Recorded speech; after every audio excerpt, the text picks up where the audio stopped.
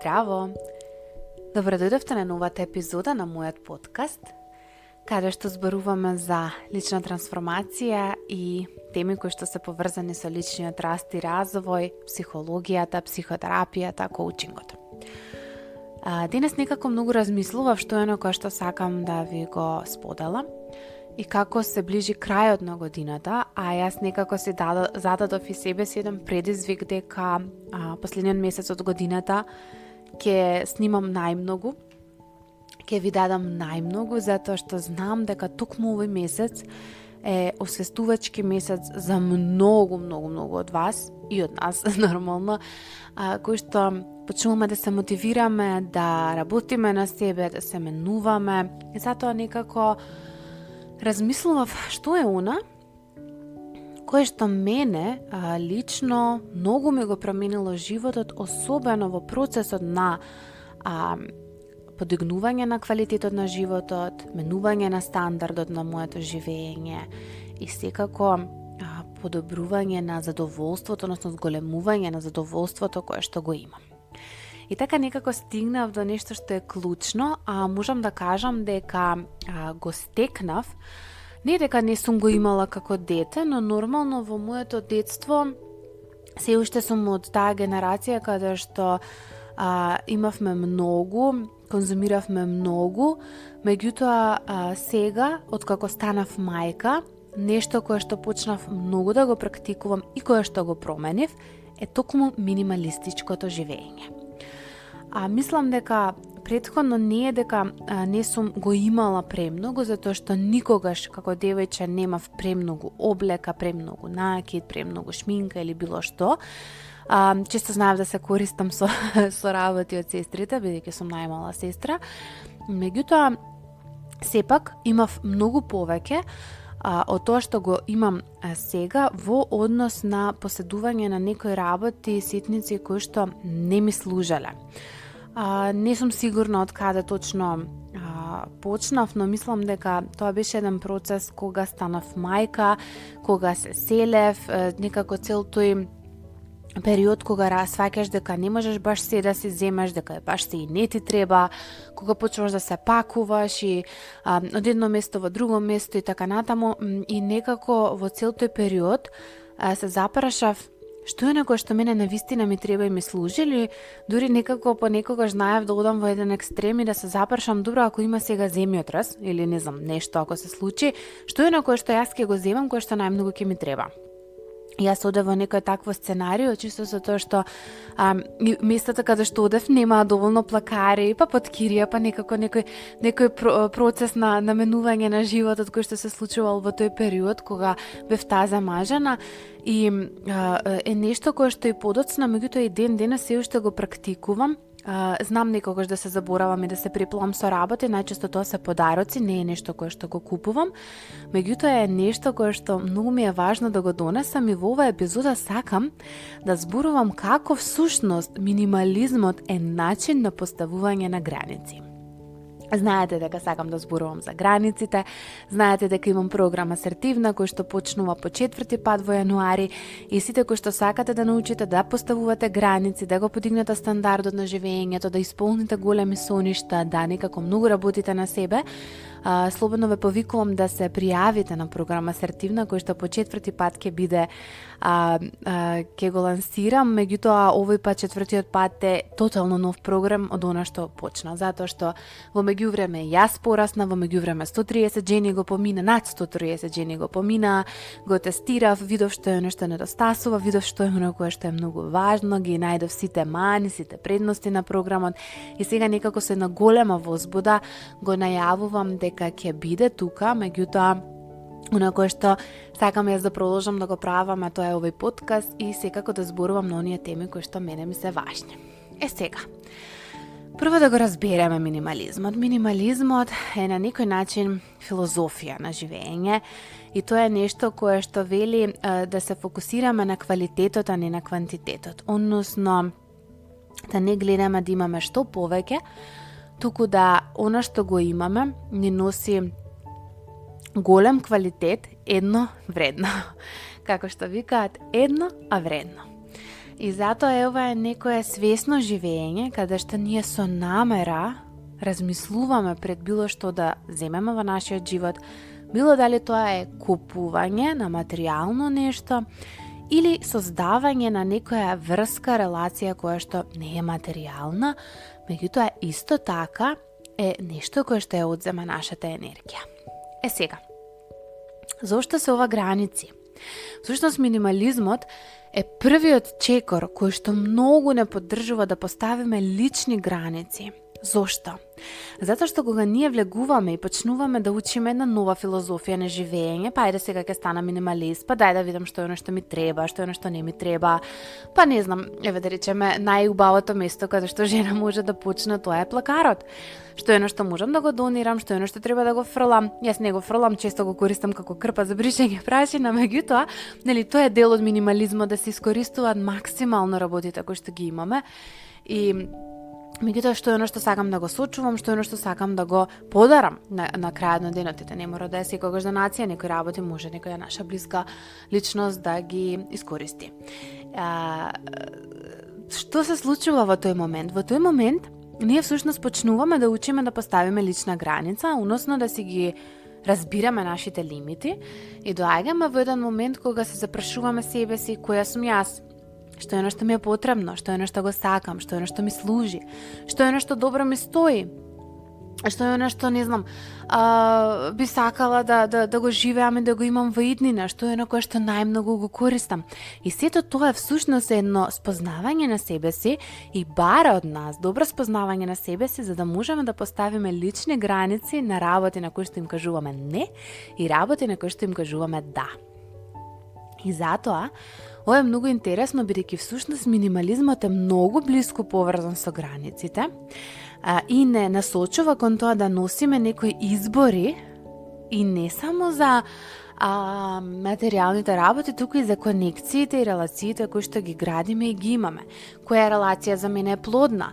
кое пријателство за мене е важно, што е оно што ми е најважно во животот, кои се моите приоритети.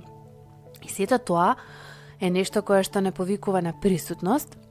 кое што не повикува и на присутна конзумација на работите, затоа што всушност минимализмот бара од нас да бидеме многу внимателни што е оно што го конзумираме, какви физички посесии, нели, какви физички работи поседуваме, да бидеме внимателни и на дигитализацијата, односно што е оно дигитален контент, со дигиталната содржина, вклучително која што ја гледаме, и секако нашите релации. И кога ние сме присутни, и кога внимаваме што е оно што го конзумираме, природно, оно што го правиме е поставуваме лични граници, се запознаваме себе си и почнуваме да правиме прочистување. Тоа прочистување е нешто кое што всушност јас сакам метафора и тоа е оној момент на пуштање на лисјата во есента.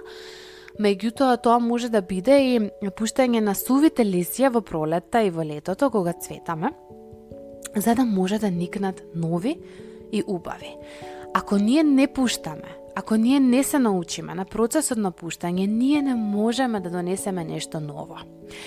Сега, минимализмот всушност не повикува на тоа да пуштиме многу повеќе отколку што ќе примиме. И зошто оваа тема сега? Затоа што токму 2023 година е моја година на пуштање. Не велам дека не сум пуштала, фала Богу, ние постојано пуштаме, постојано нешто ново се раѓа.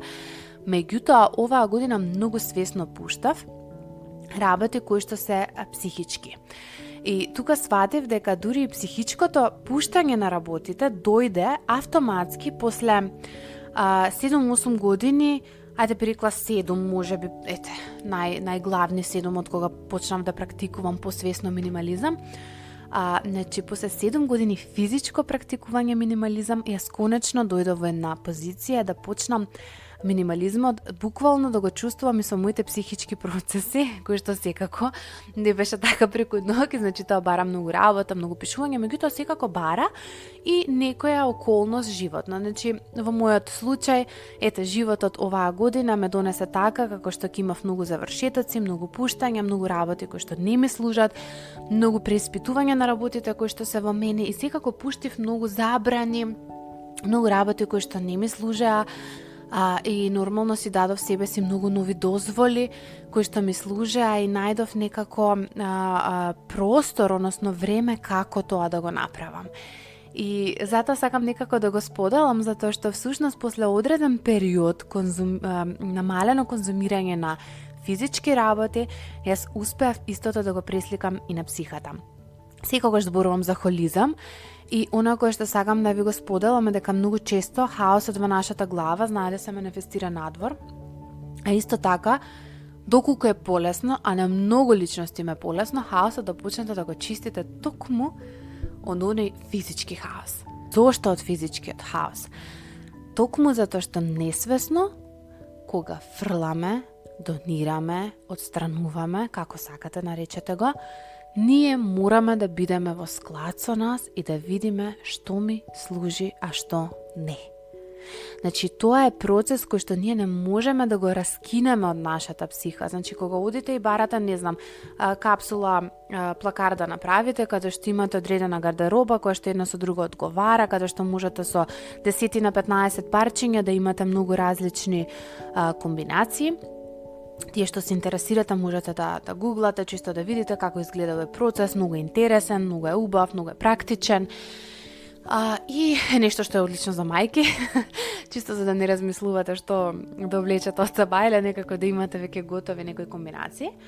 И кога го правите тоа, вие морате да размислите што е оно што ви одговара. Какво е вашето тело?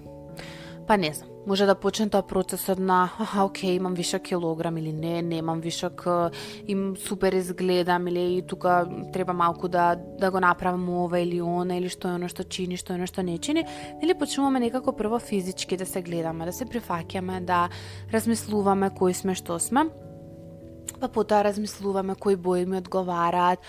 па што е оно што ми треба во овој период, па што е оно во кое што се чувствувам јас удобно или што не се чувствувам удобно и така натаму, и автоматски почнуваме да се спознаваме себе си. Па понатаму, што е оно кое што ми служеше, што најмногу користам, кои работи најмногу ги користам, кои работи ми го забрзуваат процесот, нели, кои работи ми носат задоволство и среќа, или Мари Кондо има многу убав начин на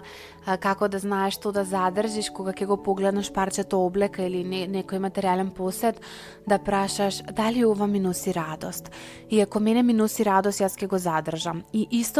истото важи и за психичките процеси, за пријателствата и за сите други работи. Дали оваа пријателка ме радува?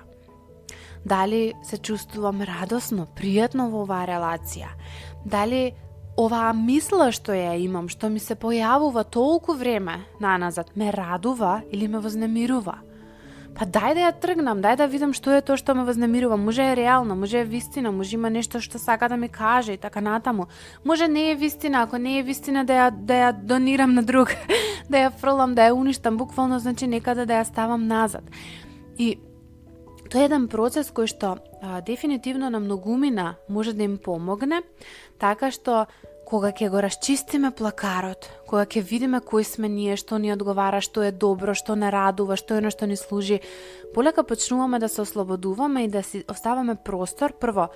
го намалуваме просторот на средување на домот. Второ, немаме веќе толку голем изговор на зошто немам време да го правам ова и ова, затоа што едноставно начинот на живот веќе е поинаков, нема потреба толку многу складирање, средување и така натаму, меѓутоа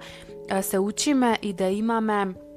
приоритети, се учиме да имаме работи кои што ни носат квалитет, се учиме да си го подигнеме нашиот стандард, а кога го дигаме нашиот стандард, автоматски ги развиваме нашите лични граници, затоа што всушност тоа е поентата на поставување лични граници, да се заштитиме себе си, да ги заштитиме другите и нормално да го подигнеме квалитетот на живот кој што го живееме. Значи тоа е моментот на работа на себе. Поентата на работата на себе е да имаме поквалитетен стандард на живење, да знаеме, нели, свесно живееме, свесно бираме, свесно носиме работи за нас и така натаму, и едноставно не го минуваме животот од една позиција на ништо не ми треба, ништо не заслужувам, туку напротив, ова го можам, ова е оно кое што го заслужувам, ова е оно кое што ми носи добро и ми дава простор да можам да давам за другите од тоа место. И нормално, кога имаме детокс на она кое што е околу нас, автоматски почнуваме да даваме простор за некои рутини, за некои здрави рутини кои што може да ги правиме, за некои работи нели кои што во тој момент ни служат. И затоа луѓето кои што влегуваат во минимализам многу свесно, несвесно, намерно, ненамерно почнуваат да имаат некои рутини за личен раст и развој кои што некако го менуваат, јас би рекла, тонот на животот, затоа што носат една поголема смиреност, носат една поголема самосвесност, носат една поголема моќ која што ја имаме, бидејќи на некој начин сме си дале на себе си до знаење дека доволно се сакаме и се штитиме себе си, и од тоа место, нели, кога поставуваме граници, автоматски и на другите им даваме ние како една слика за нас дека ние сме некој кој што се сака и се штити себе си. Исто така, тука се додаваме и емоционални граници, затоа што кога ги препознаваме начините на кои што нели комуницираме, емоционалниот лимит што го имаме и така натаму, ние несвесно сушност преку минимализмот се потикнуваме да ги поставуваме тие емоционални граници преку тоа што имаме нели намера каде ќе инвестираме нашата енергија и во која релација, нели оно што ви го донесов, дали оваа релација ми служи, дали оваа релација прави да се чувствувам убаво, дали е нешто кое што ме радува. И во тој момент несвесно ги вежбаме емоционалните граници и дигиталниот детокс, мислам дека го споделив и претходно, дека носи многу голем бенефит затоа што ние се дисконектираме од многу работи во светот кои што може да не преплават со страв, со непријатни информации, со маркетиншки трикови, со некои непотребни информации кои што во тој момент не ни служат, и на некој начин преку свесно и минималистичко конзумирање на дигиталниот свет ние се штитиме од стрес, од преплавување, од анксиозност, од стравови, мислам, буквално некако учиме да кажуваме не, и тие кои што не ја слушнавте претходната епизода, скокнете таму како да кажете не, меѓутоа дел од тоа е за да се практикува минимализам мора некако и да се учи да се кажува не полека. Односно прво почнуваме да кажуваме не на физичките работи, на оние работи кои што ги имаме ние, и потоа почнуваме полека и на другите. Ве поддржувам и би сакала да ве охрабрам да во новата година влезете со едно прочестување, односно да донирате, да раздадете, да искористите сето оно кое што го имате одвишок, да проверите каков живот сакате да живеете во 2024 година, што е оно кое што ќе ви служи, што е оно што ве радува, и некако само посвесно да почнете да конзумирате и секако бидете внимателни, затоа што на некој начин овој период околу новогодишните празници е токму период кога и многу се конзумира, многу се купува, многу има подароци, пошто како, што да примете и така натаму, и само бидете свесни што е оно што навистина ви треба, немојте да ги трошите дури ни вашите финансии на работи кои што не ви треба, а туку напротив одете на квалитет, а не на квантитет.